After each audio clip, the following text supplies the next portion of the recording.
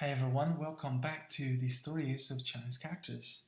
Today we're gonna finish the last part of episode number 1, the origin of Chinese characters. This is Chang here.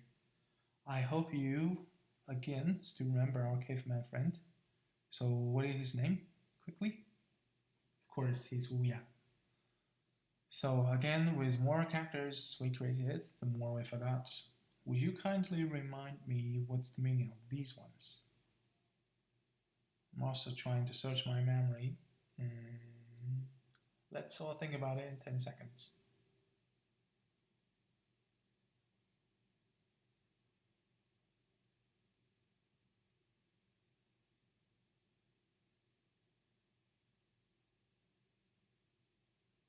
Of course, now I remember them. Yes, person, door, heart, mouse, land, and tree. Then later, not only we give these characters meanings, we also give them pronunciations, so that we could talk to each other and communicate. So I'm gonna kindly give you the pronunciation we created for these characters. See whether you could grasp them. The first one is 人, 门, 心, 口, 土, 木. I think you have no problem grasp the pronunciation or at least identify them using these symbols. So the problem for me is I need your help on this because same accident happened again. Wu Ya told me he produced all these characters with another brand new method, which is the best so far. He claimed it is so efficient, but again, same problem. He forgot how he created them.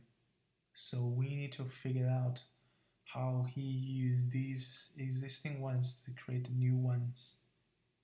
So I guess since we now have pronunciation and meaning, so we have two clue, two dimensions. We have meaning and pronunciation as our clue. Let's take a look. First, the first one, the meaning is crowd. It doesn't really make any sense why person plus the door means crowd. I mean, the person does somehow connect it to the meaning crowd, but the door, I have no idea. And this one is bored. Door plus heart means bored. I get it's bored as a feeling is connected to heart, but again, it doesn't really make any sense why it has a door in here. Then, ooh, look at this. These three, the pronunciation looks quite similar. This is men, this is men, this is men. That sounds similar. Could it be they're using one part to offer a hint of the meaning and the other part as a hint of pronunciation? So Wu Ya doesn't really need to create any new characters. You borrow the meaning and the pronunciation to create new ones. In this way, you not only need to create a new meaning, but also don't need to create new pronunciation. What a lazy guy are you, Wu Ya? See, that makes sense, right? This one is a similar pronunciation with this, and similar meaning with this. Like this. Huh, could it be? Let me take a look at this part and see whether this hypothesis will work. Vomit, mouse, land. Yeah, you need mouse to vomit, but you don't need land. But see the pronunciation, again, it looks quite similar. And this one, yeah, there could be a kind of tree, a kind of plant. But still has nothing to do with land. But pronunciation looks a little bit similar. Tu, tu, du, that sounds similar. Wu Ya, you're using the meaning plus pronunciation. The meaning plus pronunciation to create new characters. That's your new trick. I figured out. Right? You're using the meaning plus sound to create new ones. So you don't need new meaning, and you don't need new characters for meaning, and you don't need new characters for pronunciation. You lazy man. Yeah, that's our third method to create new characters. That's semantic phonetic compounds, which means meaning, sound, plus you combine meaning and sound and create new ones. And you know what?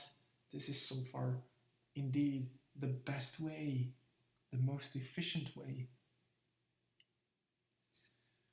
Then you know what? With more characters we and I created, we actually come across more problems. Let me tell you three stories. We draw this on the wall the other day to represent the nose. I think my drawing is pretty good, although I prefer the modern one as well. But later we found out when we refer to ourselves, we always point to the nose. So we use the same character to represent myself. But it caused problem because sometimes people couldn't figure out whether we're talking about our nose or ourselves. So in that case, we need another character which is the same pronunciation with the previous one to refer to the concept nose. And we ditch the original one to only make it refers to myself. In this way, we could keep one character for one meaning to avoid the confusion. Same problem happens to this one. I like this character so much. I draw a hand on top of a tree to memorize how we get these berries, remember? So we use it to mean gather. Now it looks like this. Then you know what? Then the other day, we insist to use this to refer to color. I don't know what he's thinking, and it doesn't really make any sense. So I urge him to create a new one to represent the color so I could keep the character for the gather, to memorize our first gathering for the berries. And Weai is so lazy, he only draws 3 strokes on the side and keep the same pronunciation to refer to the color. But anyway, I agreed on it because I could keep my character for gather. Again, in this way, we only use one character for one meaning and avoid the confusion. But we got another problem. For the old, we gradually made mistakes. We used 2 very similar characters to represent the same meaning, old, and we forgot which one is the corrected one. See, the lower part looks so similar, and we have so many characters of this on the wall. We couldn't figure out which one is the original one. So I just decided I'm gonna use the first one to represent the exam. Yeah, that's it. That's the first thing I love, exam. And we're gonna use this one to represent oath. So again, in that way, one character, one meaning. No confusion. Oh, so that's our last 2 methods to not really create new characters, but to avoid confusion for different characters, which is phonetic loan, which means we borrow the sound to create new characters and refers to either a previous old meaning or a new meaning like this one. Or the last method is transformed cognates, which means we are transferring one meaning to another and ditch the original one to avoid confusion. That's it. After so many fusses, we finally grasped all the methods to create it and separate the Chinese characters. Now we could take a break and have a good rest after this. And this is the end of our first episode, the origin of Chinese characters. I guess I will see you all in the next episode.